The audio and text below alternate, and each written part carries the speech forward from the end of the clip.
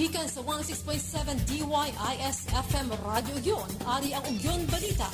Impormasyon kag mga pahibalo. Ugyon Balita. Maayong hapon sa tanan. Gikan sa hulot balitaan ka Radyo Ugyon. Yan ang Ugyon Balita, Agosto 24 to 2023. Traffic head parian, ginaklaro ang penalidad sa mga motorista nga wala nagasuksok sang helmet. Field Day hiwaton sa Agosto 28 sa Barangay Umambog. Organic farming system pwede i-apply sa halos tanan nga pananom. Food safety training gintambungan kang micro and small enterprises sa Santa Barbara. Wala sang holiday kag noon break sa pag-file ka COC. DTI nagapahanumdum nga mangin bihilante sa pagbakal ka school supplies.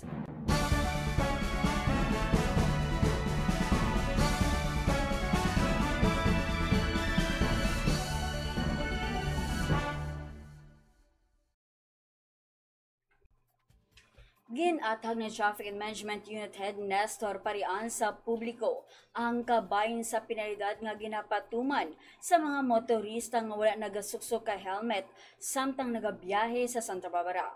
Base sa Municipal Ordinance No. 57 Series of 2022, ordinansa nga nag-require sa tanan nga motorcycle riders nga magsuksok ka standard protective motorcycle helmets samtang nagadrive. 300 pesos ang penalidad sa first offense, 500 pesos sa second offense, 800 sa third offense, kag 1,000 ka pesos sa fourth offense, kag iga-rekomendar na ang pagkansela ka driver's license sa Land Transportation Office. Pamatian ang pahig ni Traffic Head Parian sa interview ni Ugin Ray Shedina.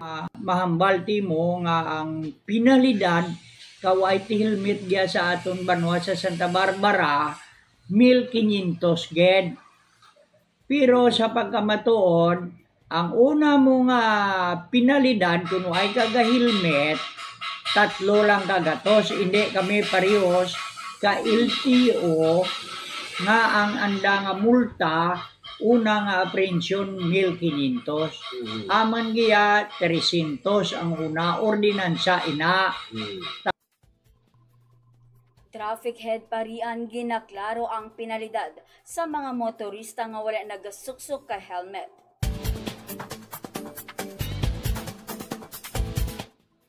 May pagahiwaton nga field day sa Barangay Umambog sa Agosto 28 kung sa diin nahamta ang demo farm nga may harvestable organic rice.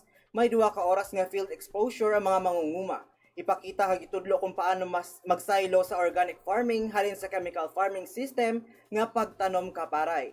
Kung sa diin imbes nga gamitan ka chemical, pwede ka usar kaanom kasako ka organiko nga abono nga bastante ka beneficial microbes. Ang resulta, pareho lang ang kalidad sa kapatubas. Subong man may yaraman nga field activity kag lecture. Pamatian ang pahayag ni Organic Farming Focal Person, Agricultural Technologist Alfredo Sulit sa interview ni Ugin Zoila Cordero. Will be a field day, no? Field day. May ara kita demonstration farm, no? Conducted in several areas of the municipalities, no? Kag inisya by Monday, no? Is harvestable rice na, organic by nature, no? So it is located in Barangay Umambog, no? Boundary na ilasang Nyolasana, and then going to Saragano, siguro makakanto man dira dito pipila naton. Field Day, hiwaton sa Agosto 28 sa Barangay Umambog.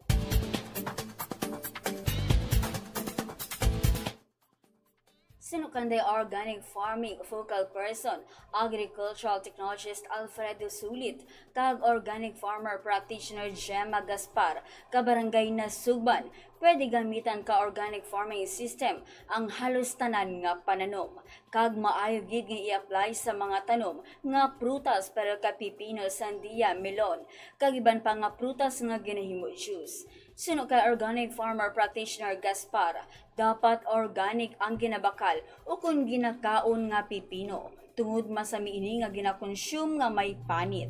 Pamatian ang pahayag sa interview ni Ugin Zoila Cordero. Milon ha, sa sandiya. sang una, nagapapaplan term lang kami mo. Hindi ko pag-ibaligya, kay day nga dyan before, nag-abot si buyer, ginsprayhan. Hambal ko nahiluan ko na, bisan ganis, sakyan, ginasprayhan naman. Pero ang co-convert, kung di may hilo, magto na yun sa health natin, amat-amat, while in sa bata pa kita talad may cancer din.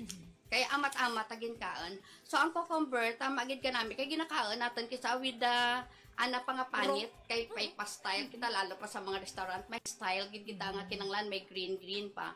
So hindi mo ra nahugasan mga 7 days gid gani dapat sir no kon may synthetic ka pero hindi pa gid good kay na nakaon daron ra ka root mo halin sa root nga imo nga abono kananda dason ga pesticide ikaw kalalo pa kon hindi nag-uran so naga-penetrate ra sa lawas natin ang organic farming system pwede i-apply sa halos tanan nga pananom.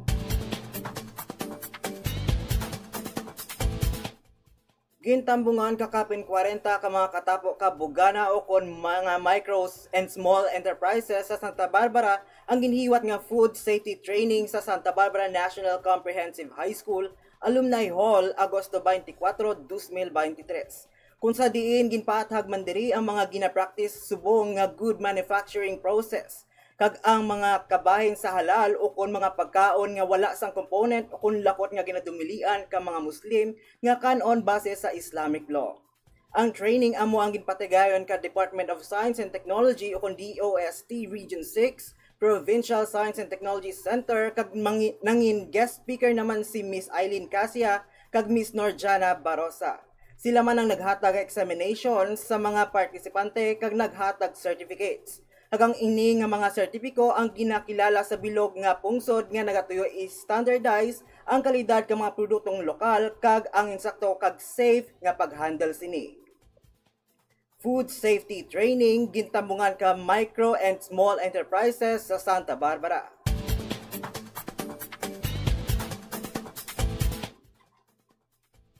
Bukas ang opisina ka Commissioner Elections o COMELEC sa adlaw ka holiday kag sa weekend sa pagbaton ka Certificates of Candidacy o kun COCs para sa palabuton nga barangay kag sangguniang kabataan elections kung sa diin gindeklarar nga National Heroes Day ang Agosto 28 kag natuon sa Sabado ang Setyembre 2. Ang COMELEC ang mag-obserbar man ka no noon break policy nga dapat ginapatuman sa tanan nga government offices. Santo sa Republic Act 11032 o kun Ease of Doing Business and Efficient Government Service Delivery Act nga nag-amyenda sa Republic Act 9485 o kun Anti-Red Tape Act. Bukas ang talatapan ka COMELEC halin alas 8 sa aga, tubtib alas 5 sa hapon. Sugod Agosto 28, tubdib Setyembre 2, 2023. Wala sang holiday kag no noon break sa pag-file ka COC.